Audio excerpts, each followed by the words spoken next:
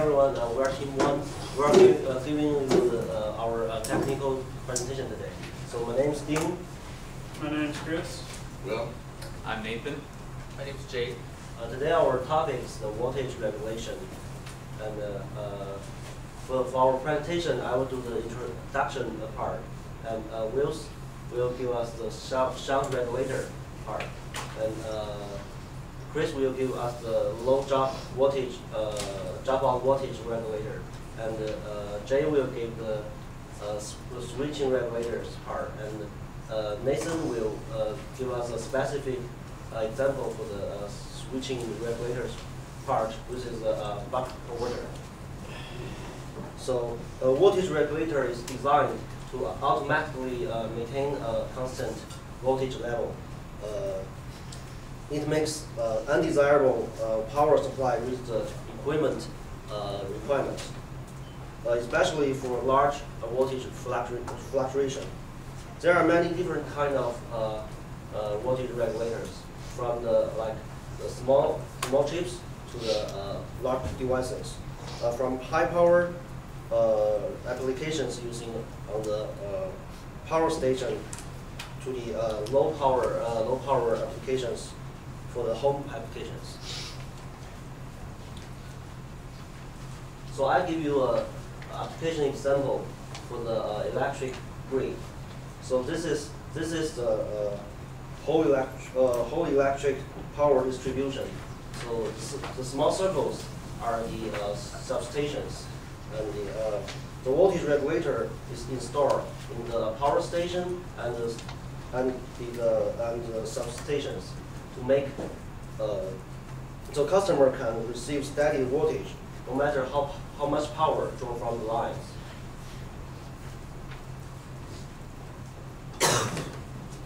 So we will talk about three kind of regulators. For the low power applications, we will talk about the shunt regulators. For the medium power regulators, we will talking about the low dropout voltage regulators. For the high power applications, we will talking about the switching regulators. Okay, so the first thing we're going to talk about is the shunt regulator, which is good for low power applications. You'll see the symbol. Basically, it's just a Zener diode. There is some surrounding circuitry, which we'll get to later. And then the equivalent circuitry, simplified in this functional block diagram, is essentially what you're expecting when you plug into one of these things. So the composition is generally just a Zener diode with a reference point, and it has two resistors, and basically you're going to be creating the voltage that you're going to get from the output based on the input, based on the ratio onto those two resistors. It's a linear regulator, so what that means is you're going to have to put in a little bit more input than you want for the output, and that depends on what the specific regulator is rated for in terms of dropout voltage. So say you have 7 volts going in and you want 5 volts out, you're going to have a dropout voltage of 2 volts. You're going to have a regulator that has a rating of 2 volt dropout. So how this works is it's going to send the current flow, the excess current flow, through to the ground, and it's basically just going to throw away the excess current. And that's why it's good for low power applications, because if it's a lot of current that you're throwing away, that's not going to be very efficient. But if you're throwing away, on the magnitude of, a milliamp or so, it's not going to be that big of a deal. And one of the reasons to use the shunt regulator is that it's very accurate to 0.05% in most applications. So there are some limitations. ZKA is going to be the ratio of the two resistances that you choose, R1 and R2, and later we'll get to what limits that needs to fall within, and that's going to offset the reference in proportion to the cathode current. And then the reference pin current will cause inequality in feedback resistor current, so you have to make sure that that's relatively low. And then the ratio of change in reference voltage to cathode voltage, and the reference voltage is basically the result of the voltage divider of the two resistors to the cathode voltage, and it specifies how much V reference changes when the voltage changes. So again, you're choosing the ratio of the two resistors to get the output that you want based on the input. And then that's going to be different for an input voltage of less than 10 volts and greater than 10 volts in our specific application. So basically, the main thing to point out here is the dynamic impedance. There is going to be a limit here, and pretty much you can't really go past 0.5 in the ratio between R1 and R2. And then all the other figures here are just basically from the application note for the specific TI model that we decided to choose, and they're relevant in some of the formulas we'll look at in a minute. So if you wanted to design for a shunt regulator, this is essentially what it's going to look like. You have the Zener diode, you'll see to the right the TL431, and then you have the reference pin connected between the two resistors, and then you have an input, and then VKA is going to be the output. So going into detail here, say you wanted, you have a 12-volt input, and the cathode current is going to be 2 milliamps, and the feedback current is 0.2. Alternatively, you could design for the output and then choose an input based on that, but in this specific example, we're doing it this way. So you see from this equation that the output ends up being 2.4809 volts, and based on that, you're going to choose your resistors, and the resistors have a ratio proportional to that. So R1, taking into account the reference, is going to be around 47 kiloohms, and R2 is going to be about 12.5 kiloohms. So this is a simulation on a real-world application. This is a 1.5 amp output, 5 volt output shunt regulator. Pretty much the shunt regulator is connected to a low dropout voltage regulator, which is what Chris will talk about next. And the reason for this is the shunt regulator doesn't have the capability to put out a very high amperage. So 1.5 amps is going to be beyond what the shunt regulator can do in most applications. And the reason that you're using a shunt regulator here instead of just a voltage divider for the adjustment pin on a low dropout voltage regulator is because the shunt regulator can be accurate to 0.05% pretty much all the time. Whereas when you have the voltage divider, you're depending on the resistors being accurate, and as we know from lab, they're not always as accurate as we want them to be. Especially if you're trying to create many of one thing, it's going to change between each time you do it because the resistors are never going to be exactly the same. With the shunt regulator, it is. So pretty much right here, we're scaling from 1 to about 14 volts on VI bat, which is the input, and then the red line, which is kind of hard to see, but right here, that's going to be the output of the shunt regulator. And as you can see, once it hits the value in which it's been determined to cut down, it does. And the blue line, which is the output of the LM317 and the output of the system itself, limits at 5 volts accordingly. Low dropout regulators are one of the more common forms of voltage regulation. They're fairly simple and require minimal circuitry compared to a switching regulator. There are also there's a wide range of packages that they offer. As you can see on the left, there's surface mount components through holes, and they can handle a wide variety of current ranges from anywhere 10 milliamps to 5 amps, and also have packages for more heat dissipation.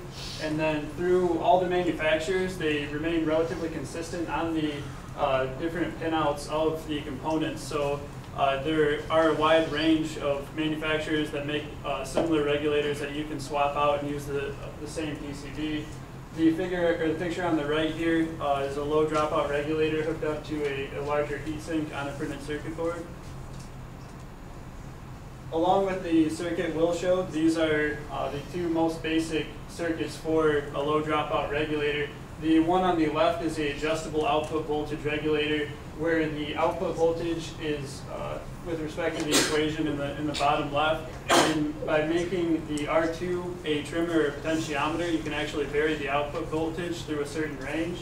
And the schematic on the right is just a fixed regulator where the adjustment pin is driven to ground, and the ratio of the resistors and the voltage at the adjustment is actually done internally.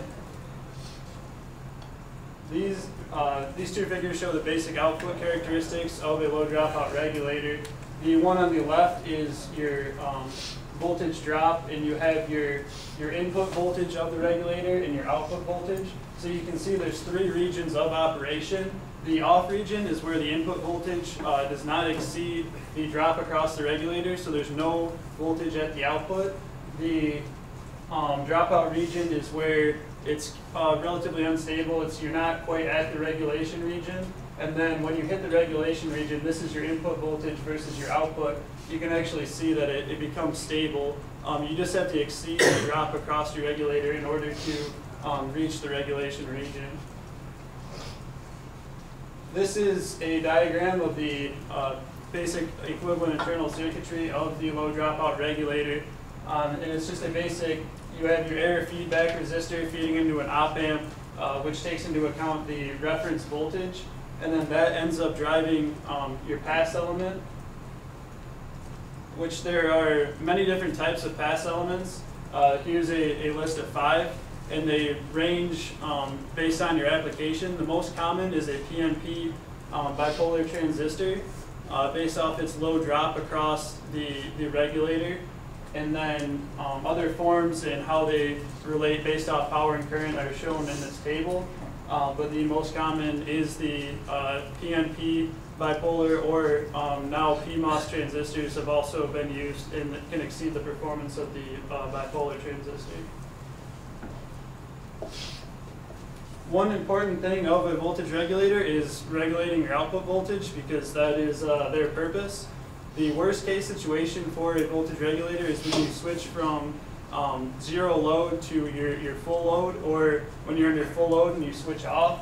This causes transient behavior that you can see there, and it also drops your output voltage based off your current, your load current, and that's what the graph on the bottom right shows, is your output voltage variation, which is given by the equation on the bottom, with respect to a current for this is just for an example, low dropout regulator. And then the other thing is transient response. Low dropout regulators aren't typically used for transient applications to vary voltages. They're mainly meant to try to keep a stable voltage. And then this is a basic diagram of how you would lay out and represent a load with a given capacitance, resistance, and taking into account the ESR, which affects your regulator. And then the equation on the bottom is used to represent your transient response. And then one of the problems with the low dropout regulators is they dissipate a lot of the power through their case in order to drop the voltage. And the increase in temperature can cause a voltage drift error, which is based on the internal circuitry actually heating up, so your reference voltage can change and things of that nature, which makes your output drift a little bit. So that's one of the things you have to take into account when you're selecting a regulator. So for example, a fixed voltage regulator, if you're going to be operating in a wide range of temperature, it may be smarter to use a shunt regulator in a circuit like Will showed, to bring some of that circuitry outside of the component so you don't see as much of a drift. And then with the heat, the power that you have to dissipate is based off your load current and also your voltage drop across your regulator. So a couple of cases where the low dropouts aren't ideal are for medium to high current, which are loads exceeding 2 or 5 amps. As you can see, if you have an input voltage of 16 volts, an output of 12, and you have a current of 2 amps, you need to dissipate 8 watts of heat, which far exceeds pretty much all packages, and then it requires a huge heat sink like you see here, and that's going to be heavy and take up a decent amount of board space. So that's where switching regulators may be a better idea. And also, if there's a large voltage differential across the regulator, so if you have a high input voltage with respect to your output voltage, you also have to dissipate more power. And with just a basic example using the TO92 and SOT89 packages, you can see if you have to dissipate the 1.9 watts of power, the packages will heat up 285 degrees C for the TO92 and 428 for the SOT89, which far exceeds their 150 degrees that they can actually operate in. And that's why the efficiency of a low dropout regulator is lower.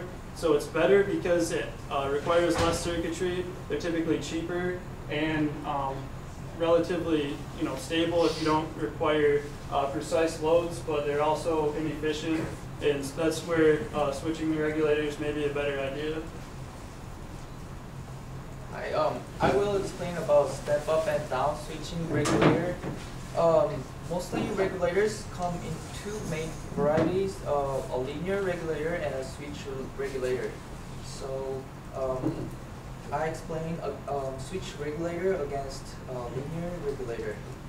With high input voltages, driving loads over 200 milliamps with a linear regulator becomes extremely impractical. A switching regulator can easily power heavy loads from high voltage and save us from wasting energy. Certain kinds of switching regulators can also step up a voltage which the linear regulator cannot do. A switching regulator works by taking small chunks of energy bit by bit from the input voltage source and moving them to the output. This is accomplished with the help of an electric switch and a controller which regulates the rate at which energy is transferred to the output. The energy losses involved in moving chunks of energy around in the way are relatively small, and the result is that a switching regulator can typically have 85% efficiency.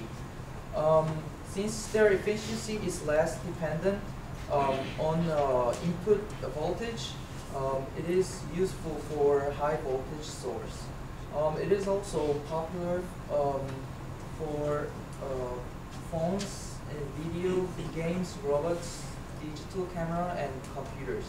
Therefore, most engineers prefer to use switch regulator. Here is how to calculate power losses for a linear regulator. And it works by taking the difference between the input and output voltage. As the power wasted is high, a lot of waste heat can be made. However, a switching regulator can solve these problems, and if your linear regulator is wasting several watts of power, you mostly certain want to replace it with a switching.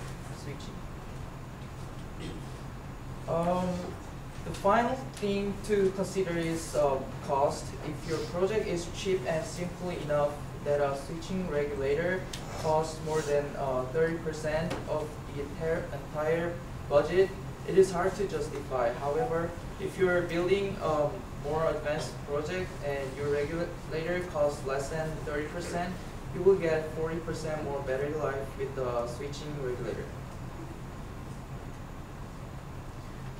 There are two different types of switching regulator, step down and step up. I will explain briefly about the difference between step up and step down switching regulator. Step up, sometimes we need to generate a constant output voltage that is less than that of a battery. The step down circuit should perform this function efficiency. For step up, however, when our desired output is eventually fallen by the battery discharges, we should use the step up circuit in order to utilize the lagging battery energy. Nathan will explain more detail about step down switching regulator with examples. Mind if I get that pointer from you? Okay, so I'm going to use a buck converter as an example of a step-down switching regulator. It's common for high-power applications because switching regulators are so much more efficient than other types. There's two basic modes for a switching regulator. Those would be the continuous and the discontinuous. So in the continuous operation, the regulator is being switched on and off by a switch such as a relay or a transistor, and you can see the steady state equation for a continuous operation is given right here, where it's dependent upon the T-on is where the transistor relay is on, and so the regulator is being charged, and then T-off where it's being discharged. This can be rewritten in terms of the duty ratio of the transistor right here, which can then be solved for D, where you can see in the continuous mode of operation, it becomes the ratio of the output voltage to the input voltage. And so it makes it very easy to control, just based on a duty ratio alone. In the discontinuous operation, there's a difference, notably over here, where the periods are separated by a chunk where the regulators, the transistor is not on. And,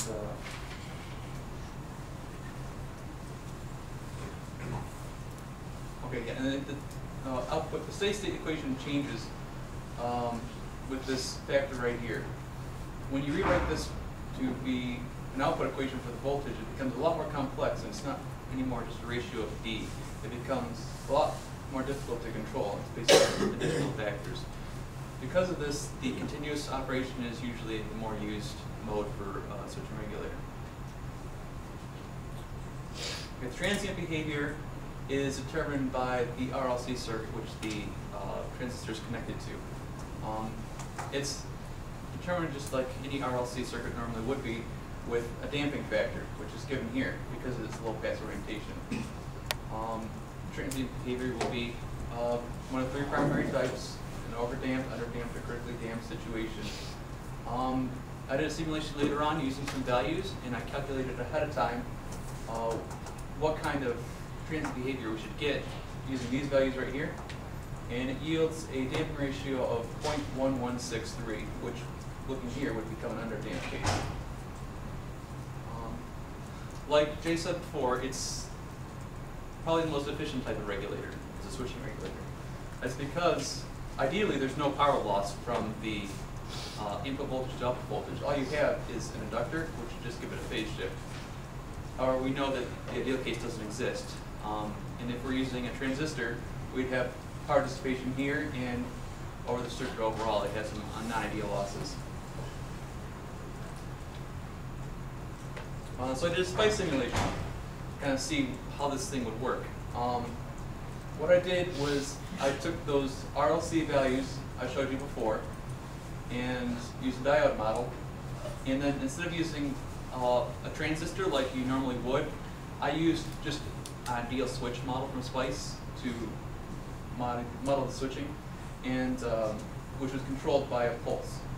Right here you see the pulse width is 0.5 and microseconds, and the period of the switching is at 1 microsecond. So yeah, the duty ratio is pulse width over the period, and so this is where I used the 0.1 to 1 ratio, which is a 10% duty cycle. And as you can, I don't know if you can see it very well here, but this is the input voltage at 100 volts, and then at 0.1 duty ratio, we get a transient behavior of just over 10 volts here. I changed the duty ratio to 0.5 over 1, and you get, again, like 50 volts out of 100. So you get roughly a 50% duty ratio, and then put it into 1. And then I did 90%. Now you see the transience is changing a lot over as the power goes up. And here it becomes really obvious that earlier I calculated it as an underdamped transient response based on the RLC circuit, and that's exactly what we're seeing here. But again, towards the steady state, it does reach the 90 volts steady state mark. That's it. Any questions? Thank you.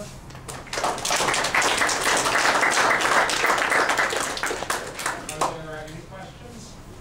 Which type are you using in your project? We're using a switching regulator, the Buck one I used to do. Okay. It's 45 minutes after the hour, so we'll switch over to the other team so they have an equal compass.